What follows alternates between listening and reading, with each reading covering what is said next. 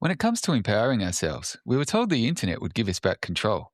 But instead, has it just delivered a more efficient way to turn us into products and successfully rebranded objectification as agency? That's why Courtney Kocak joins us today. She's a writer and comedian and author of the memoir Girl Gone Wild. But behind that title is just the start of everything we're asking in this one. Welcome to Ruined by the Internet. I'm Gareth King, and today we're asking, has the internet ruined empowerment?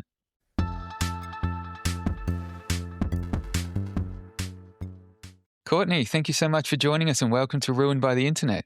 Thank you for having me. I'm excited to be here. Before we get into it though, can you tell us a little bit about yourself and the journey that's led you to this point? Oh my. Okay. So I started as an actor. I pivoted to writing in my later 20s, about 27. I was a frustrated actor and I pivoted into writing. And that led me to podcasting as a vehicle for comedy. I am also a stand-up comedian. I cannot pick a lane. So I do a lot of different things. And my debut memoir, Girl Gone Wild, is out with Trio House Press. We'll definitely get into that one a little bit further, but the promise of empowerment has evolved since the arrival of the internet over the last few decades. What are your thoughts on how the idea of empowerment in quotation marks exists right now? It's a really interesting time because we went through Me Too, but now we're right back.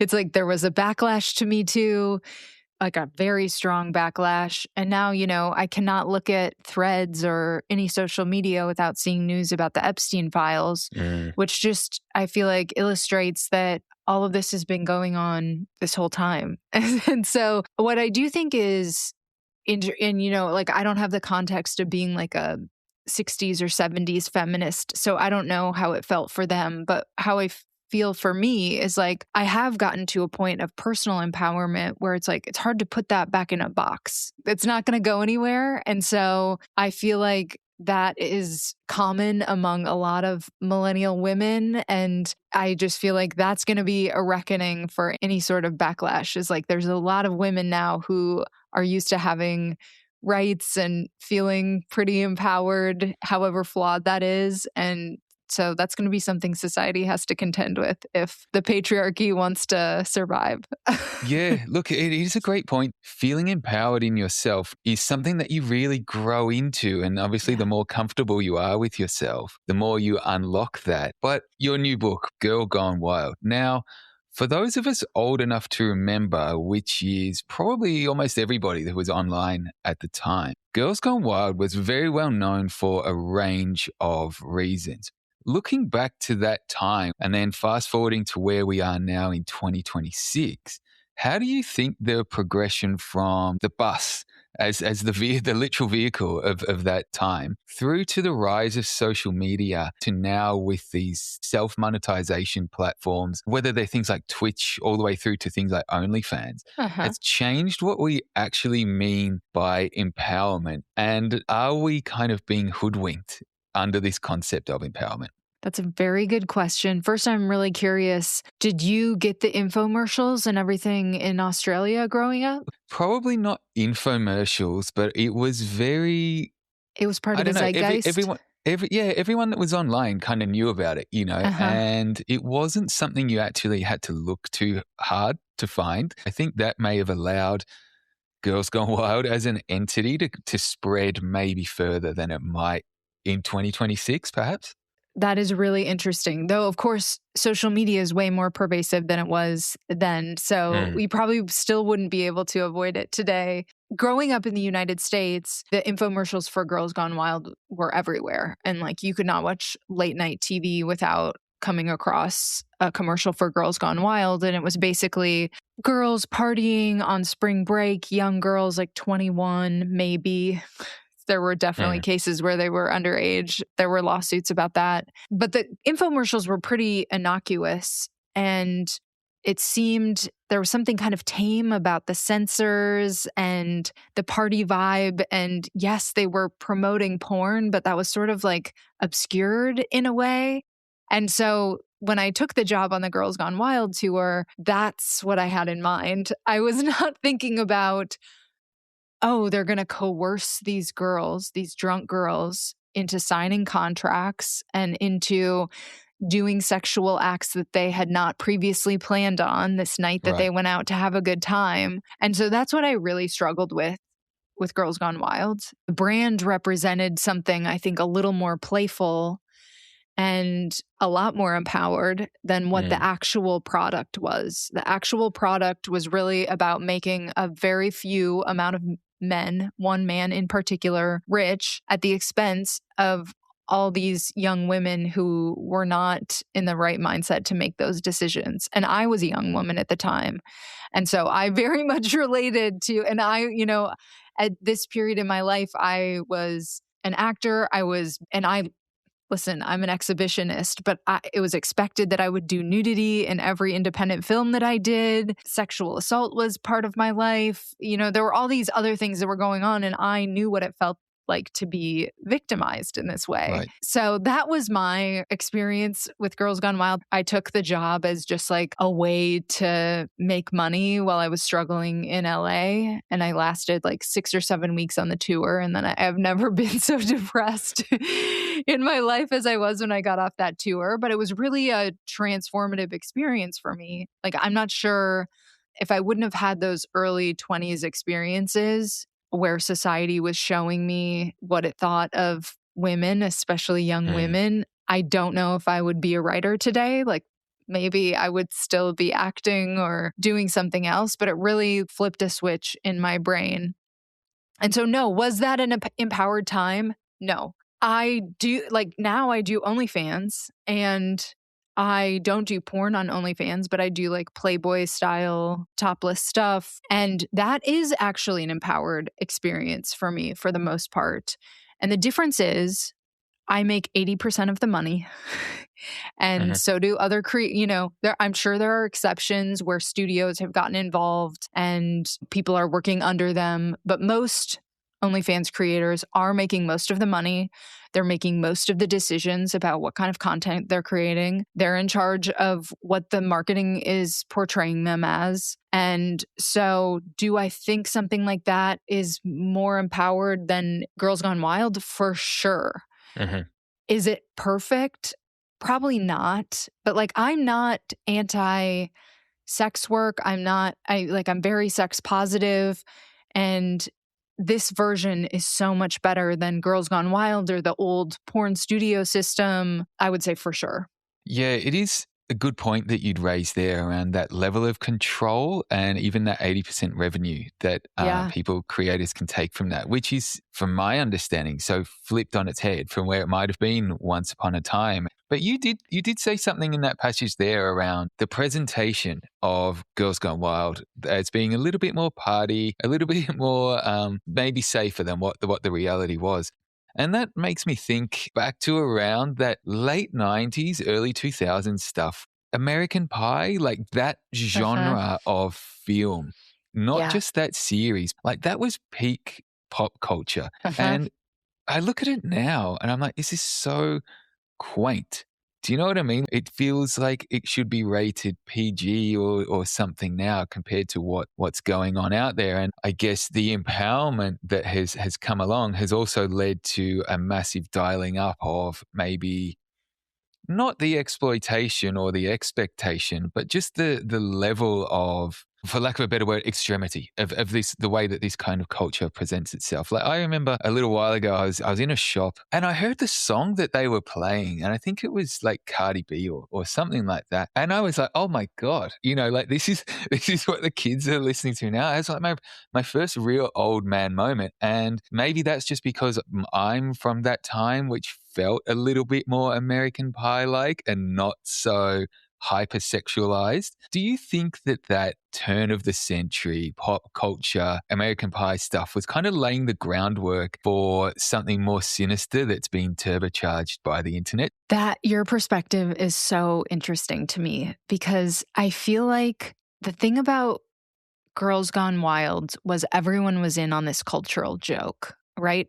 But maybe not even in on it. Because it was a cultural joke, it allowed it to seem more innocent than it actually was. There was a politician around that time in America, John Kerry, he made a Girls Gone Wild joke. Because people like that were joking about it, it made it seem more acceptable than it probably should have been, right? And when I watch back movies, like I haven't seen American Pie in the last at least a decade, so I can't speak to that one. But when I watch a lot of other old shows, I'll be like, "Oh my god, they're they're they're like making rape seem innocent or like Yeah, yeah, yeah. acceptable, or they're couching it in a joke and it's not funny."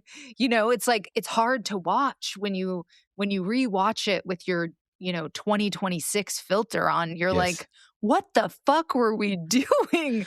Yeah, And so totally. in some ways, what I think you're talking about, of like how the internet has made things more extreme, or yeah, I feel like maybe it's just more honest. Maybe it's also a volume issue, but I do think it's harder to hide behind a joke in the same way that it used to be. And I think Yeah. that is actually a positive move. Now, is it super easy to get all kinds of like hardcore, raunchy porn at the click of a button, even if you're 13? Yes. Is that a problem? Yes. But like as far as I think I would rather have Cardi B rapping about something about her pussy that seems extreme. Sorry, you Yeah. can beep this out. No, I But think I like think that might have been the song actually, because I remember I googled the lyrics afterwards. I was with my fiance, and I was like, "What the fuck was that that they were playing?" And yeah, But I'd rather have that and a woman, in control of her own sexuality than dudes making a joke about rape. Do you know what I mean? So, yeah, yeah, like, yeah. even though on the surface it does maybe seem more explicit, I think it's actually a move in the right direction, as strange as that might sound. No, that makes sense as well. I watch Friends still sometimes, and I'm just like, "How are we doing this? These jokes, like everything's got like a laugh track." Uh And, huh. and it's like you say, like jokes that insinuate rape or something. I was like, you could never make this stuff now, even though it feels so innocent. But your point that you said there about having to make things more explicit or whether it's extreme, when I think about things like that, I feel that that is not so much a byproduct of people's tastes as much as a byproduct of the way that these algorithms Yes. reward creators. You know what I mean? Like we're in this attention economy and we all know that. And no matter what you're creating, they're all fighting for a finite amount of human attention in in a world where that's just getting squashed through synthetic created stuff. And obviously once we bring money into it as well, as a lot of these platforms Hmm. do, the way to make the money is to be more extreme in whatever you're doing. Uh-huh. So constantly pushing further and further and further with everything may just be a symptom of the way that technology and the internet now rewards us for being able to attract users rather than perhaps the desires of the creators themselves. I mean, is this something that you've noticed or seen at all? Yeah, I think you're spot on that. Like when you're talking about, American Pie seeming quaint, what does seem quaint about that old media is like they're not in that same like brain rot Mm, spiral, like, and we weren't. And so that is kind of quaint that we used to live like that, and we weren't at the whims of this algorithm that makes everyone more divided, and that everybody's trying to have a hot take, and everybody is trying to like get attention for all, like whether they're being extreme or being fake in that they're trying to rage bait or whatever the case is. That is the brain rot of today. So while we've made some strides that are actually really positive, like we are going to have to do something about the way that we are influenced by these algorithms, yeah. because if I look at what is causing issues in this society today, there are so many upsides to the internet, but that is such a big downside. It's going to rip us apart if we don't get some Yeah. sort of handle on it. Yeah, on the point that you mentioned there, like what we're being influenced by. Now, I'm not sure if you've watched it or not, but the latest Louis Theroux Netflix thing, the manosphere one. Oh, I And haven't seen that yet. I do want to watch it. Yeah. I thought it was really interesting because it's all these digital creators that And this is like really extreme version of like, hey, this is what a man is or whatever. And I'm watching it. And I'm just turned You're like, I'm 45 a years man. old. What? Yeah, I'm watching it and I'm like, this is shit made for 14-year-olds. You know Oh what I yeah. mean? Like Yeah. like who thinks these guys are not playing a character unless somebody that's not grown up into an adult, because all the little fans and stuff that they get in this documentary are just like little kids. And I'm like, this is almost a little bit sad. And I Mhm. thought these guys, they are playing a character, but it is that extreme monetization version of everything. And I think that, yes, that is how the ecosystem works. It empowers everybody to kind of become a character and create something that they want to be and monetize. Yeah. But that lower cognition brain rot is almost allowing this junk food to spread so much more, which is going to be sad for people that are actually doing interesting stuff. Yeah, I completely agree with you. And I feel like we are very lucky to be raised in the generation that we were. We were kind of came in at the perfect time where we got a sense of what it was like in the before times. And now that teaches you how to regulate, right? We have a Yes. baseline that we can go back to. We know when it feels gross and we Yeah, can yeah. search for that equilibrium again. And Mm, it's so interesting you mentioned that documentary. I was just listening to a podcast about clavicular. Am I mm. saying that right? The I young think that, guy. and he's got like, I only know about him because I've seen people making fun of this dude. Like his jawline looks like it's carved out of granite, Yeah, but looks he does something. maxing, Yeah, that's it. Looks mogging. max. Yeah, Yeah. yeah. Yeah. I'm just like, this is so stupid. It is stupid, and the thing about him is I think he started doing it because he wanted to impress women, but Mm, now it's gotten to this point where the means to an end has become an end in itself, and, like, yes. he doesn't even have time to date or want to date because all of his status is built upon this weird lifestyle of trying to become as handsome as possible Yeah, yeah, yeah. for his career, I guess. He's the perfect encapsulation of this Yep. brain rot embodied in a person where it's No, like totally, totally. you don't even know what you want anymore. Your wants have been taken over by this strange algorithmic Yeah. your destiny is different than it would have been if you wouldn't have got all wrapped up in this. No, no, and that's such a great example. This is something I've thought about a bunch of times. It's like where we end and where this product representation of ourselves begin. And that's such a perfect example because it's like so deep into that content mill that it's not supporting his real life. His real life is supporting the content mill. Yeah. And it's just such a scary thing to think about, for me anyway. I remember I was speaking to someone that was about in their early 20s once, and we were talking about how Facebook was like the older person's social media now.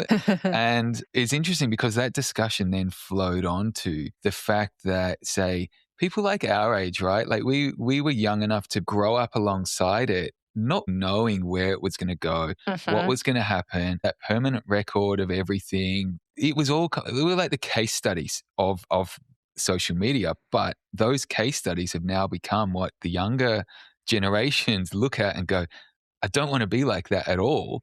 And there's almost this reversion of, I'm going to lock my stuff down. I don't want all my information going online because I've seen what it might have done to my Uh-huh. parents' generation. I think it's an interesting thing where we went from being wary of the internet as we all wised up to what was going on to voluntarily becoming like the biggest selling products on the internet. And let's be real, powering so much of the internet. I think they're going one way or another, the younger generation. Like they're either going extremely like they want to go back to, Love Story is like a huge show about JFK right now and Mm, they're idealizing this life before the internet and I totally get that. Some people are doing exactly what you're talking about and then the other people are going in the clavicular direction where they're like I have to document everything. I am a person who exists almost solely on the internet and neither of those are probably the direction you want to go, and maybe Yeah. somewhere kind of in the middle. You need definitely to have some kind of balance in there, which seems to be hard to find in this world of ever more extreme stuff. But we are talking about empowerment and whether that's turning yourself into a looks maxing product or any kind of product. One of the very quick associations with the word empowerment is sex work. Once upon a time, obviously people in that world of work, like it's very, very dangerous. But now there's the safety angle of it being so detached from the audience. And the other thing is, with so many people doing it, does it just normalize all of this stuff and make it so much more mainstream as we move forward, do you think? Whew, there's a lot. There's a lot in there. Is normalization dangerous? I think it depends on how old you are. Mm. I also do believe that, sex workers do deserve a place in our society that isn't completely stigmatized. I interview sex workers all the time on my podcast, and they are some of the most delightful, smart people, and they deserve to be treated as such. And so some of the normalization, I think, is a positive, move for us as a society. And so in that way, I think it's great. But we're all, we're all on the same internet right now, and we don't have laws that are effective in age gating a lot of content that probably should be age gated. That's a big thing that we need to figure out how to do. And I think some places are trying in more successful ways than others. Is there more rules? Like in Australia, do you guys have a phone rule? Like kids can't Oh, take. look, this is something that's been playing out here. They brought in an under 16s social Yeah. media ban towards the end of last year. And, immediately Is it changing you've anything? I don't know, but all the stuff that I can see from people online, maybe claiming they're like, it's super easy to get around it. Uh, Obviously, like these kids are so much more tech savvy than the kind of yeah. people making the rules and things. So, look, the social media thing is, yes, on the surface, it sounds obviously very well intentioned because it is just turbocharged bullying at one end of the spectrum, but it's also turbocharged connection at the other. So there's lots of arguments either way around that one. But to your point around content being age gated, now it's very recently they've started blocking porn websites. I think the first one I read about that was blocked may have been Pornhub or something. And they were making it so everyone had to have an account. I don't know how the age verification stuff actually works, but it feels like needing to share your like ID or, your driver's license This or is the something with all problem. these This is entities the is problem. very, Yeah. and I don't know whether there's talks to centralize it into a government database, but look, governments leak stuff all the time. Like so I don't know what the real solution for this is. And obviously some people will argue like someone stumbling across a porn video at the age of like 16 or whatever, it's not going to kill them. A But I little think it's gangbang like, now and then. That's yeah, not yeah, so yeah. bad. But I think it's like, I don't know, if you're just staring at your little Black Mirror all day watching that stuff, Yeah. that's going to cook your mind. And we know that that's real, the effects that what that's done to people, and especially like younger generations in terms of expectation and what they think is actually normal is because obviously when you're like that young, you haven't lived life enough to actually know the reality. So I don't know, it's the age gating of stuff like that, I think makes sense. I just don't know how they are going to implement it. I just don't know how they're going to do it. Yeah, I agree. It's Do so they do anything? complicated. Yeah. Do they do anything in the States with it? Or is it just kind of like, nah, everyone go for it? Well, they're trying to. So I'm in Texas right now, and so I can't go on Pornhub in Texas. Oh, right. I think it's like completely blocked. Or maybe I could sign in with an account, but like as you were saying, it's strange to feel like you're being tracked in that way. Like I don't want to submit my ID to go on a porn site. And so it's complicated both ways. I do think that we need obstacles in between kids being exposed to all this. Yeah. It's kind of the same with online gambling. I feel like there's not enough barriers. You used to have to go to a casino to be irresponsible in that way. Yeah. Now you can bet your whole house in your pocket. I feel like kind of the same way about kids and porn today, or like you could have access to anything crazy on the internet. and you're not mature enough to know how to handle that. No, totally. Great example there. The gambling thing. Like Australia is just, I mean, per capita, we lose the most money gambling Do you? out of like any nation on earth. And it's like, we've got like a real That problem sucks. here with people under 18. You know, like 18 is the gambling age. But when you're a teenager, you're getting like pocket money, maybe you've got a little Mhm. part-time job, just gambling it all. And it's like, oh, this is awful. So look, there's so many downsides to these kind of 18 plus activities online being accessible Mhm. to people whose brains haven't developed navigating this stuff. Hello, you. A quick note before we continue. If this one's got you thinking, and we hope it has, but you're not already following the show, make sure you hit follow or subscribe to Ruined by the Internet so you never miss what we ask next. Now let's get back into it.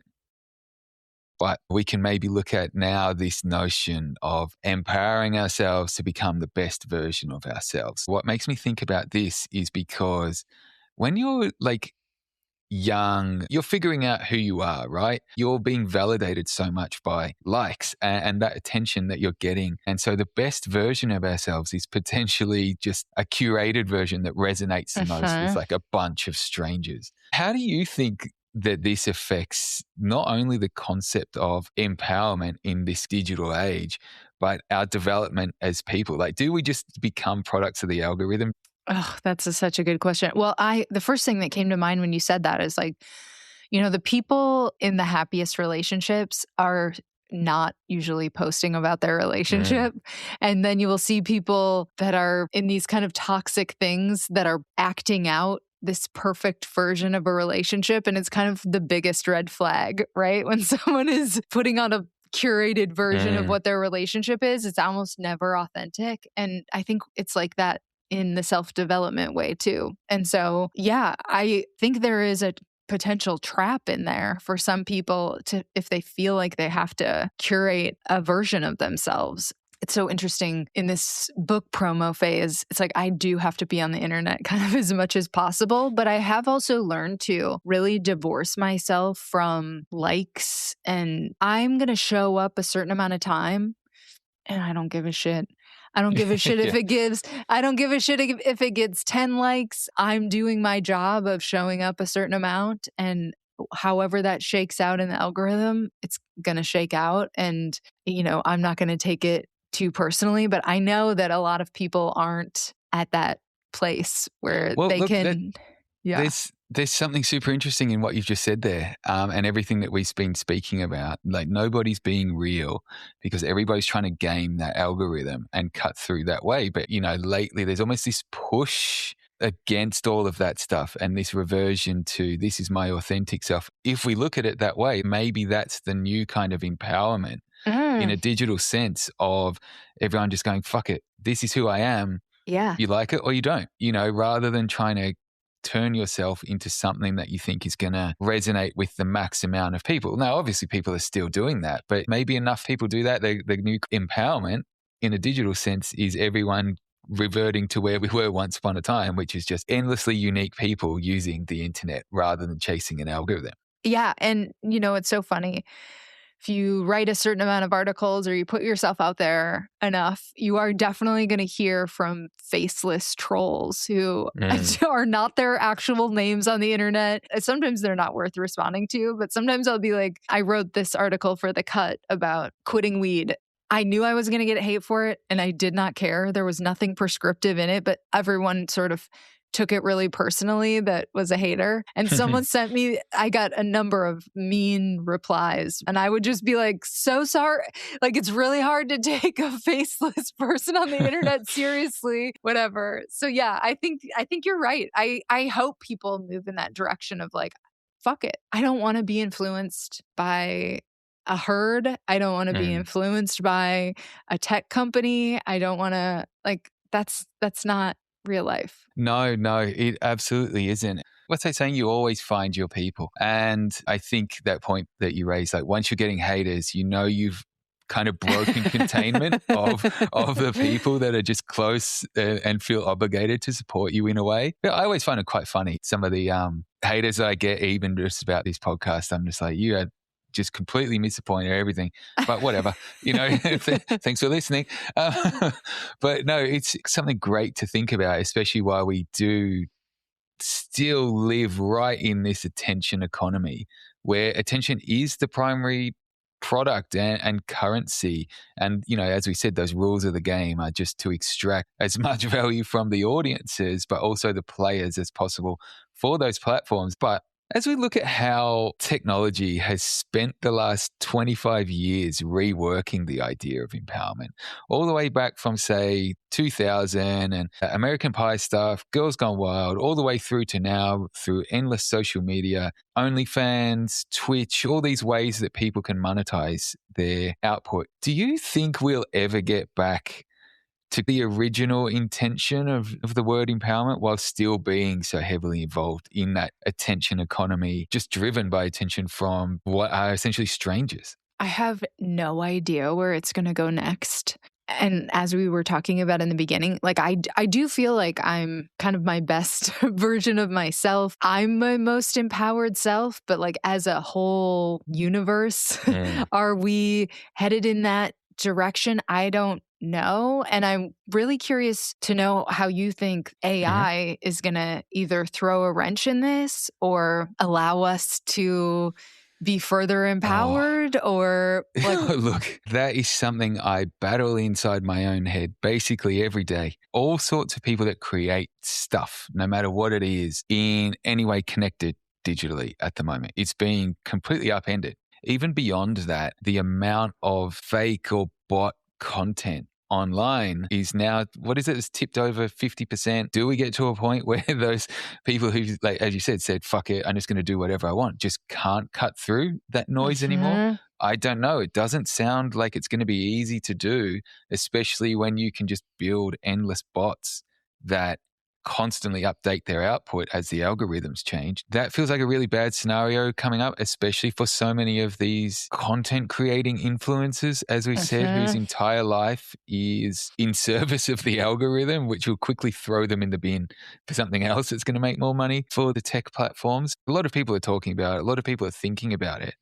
But I think it's something that is not getting as much widespread attention as it could be at the moment. I feel like there's two camps. It's either you're very extreme, as in like AI is going to solve every problem, it's going to put every single person out of a job, or like the other extreme is the cynical side. Maybe they're right to be cynical, maybe they're in denial. I don't know. I really don't know where it's going to go, but I just think that in the context that we're talking about, this kind of digital world empowerment to be who you are, do what you want, and set your own rules, my concern is that humans are not going to have that scale to be able to continue competing and delivering. Yeah, I think that's the major wild card that is going to impact how the question that you asked resolves. Like, are we going to be able to achieve some sort of empowerment in this new landscape? Can we even get back to something that we even recognize? Is it going to be totally negative as we move into this new space?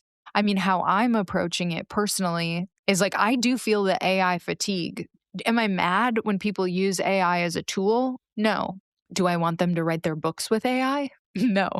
Do I understand why you would use it for other things? Like, I experiment with it. You know, if I write course promo and some captions one time, I don't want to keep rewriting those. That's not the best use of my one wild and precious life. Like, I want, more efficiency with that. And so I understand when people use it in that direction, but I feel like we're at this place of where we're deciding what we want to use it for. And then you raised the scale question. And I do think solving that requires some sort of government intervention and kind of on an international level. Do we want to be in a landscape where we have some verifiable means to know that we're interacting with other humans, or at least the humans are behind whatever bot content is being generated? I do. Like, I don't want to live in an internet or a world with like endless bots and it's impossible to know where the humans are. Yeah, totally. But we would need some sort of regulation to figure out, to wade through that mess is going to require a concerted effort. Absolutely. And I mean, the immediate go-to for that for people making content, whatever form you're doing it, is just like show your physical self. Do you know what I mean? But Yeah. like every day I might open up LinkedIn or something and I've got someone new saying, hey, look at this video I made with this tool that cost me like $25. I've just put a Hollywood studio out of business with this. Ha ha ha. And I'm like, okay, so we can't even show ourselves as humans because people can make fake humans. And we're seeing, what was Mhm. that? There was like an AI actor recently, like what was her Oh, yeah, name? yeah, yeah. And I was like, Tilly yeah, that's the one. Norwood or something. Yeah. And I was like, is this for real? Like I remember there was one on Instagram a little while ago that we were laughing about. I was like, who's following this? Do you know what I mean? But Mhm. the fact that it's now into Tilly Norwood status and level, where does it go once the ability and the power of these cheap processing tools can create feature-length films in Hollywood for, I don't know, like a 1/100th of the Uh-huh. cost? Do we get endless amount more scale, endless amount more movies? Does it just come back to the idea and the storytelling? Who knows? But then I just think, where does that entire acting ecosystem go when the human cost is just not viable anymore? And it's like everyone, oh, well, they're already really rich. They don't need to worry. Well, yes, that's true to an extent, but they're like, what, 1/200th of a crew working Mhm. on a film?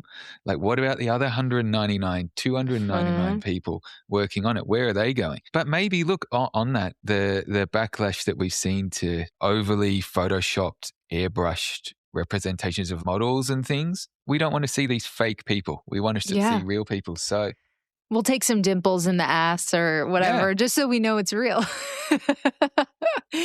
I'm down for that. yeah. I'll be so interested to see where that plays out to, because I feel pretty powerless to do anything about hundreds of billions of dollars being invested into things that are full steam ahead. I mean, my concerns are very similar to yours, and you're right. I see thought leader conversations happening, but what bums me out is I don't see political leaders really Mm, taking those ideas that I'm hearing on podcasts and stuff and like doing anything with them. Some of my favorite podcasters, Ezra Klein, Derek Thompson, they're hmm talking about AI every second or third episode. I mean, they are really thinking about it.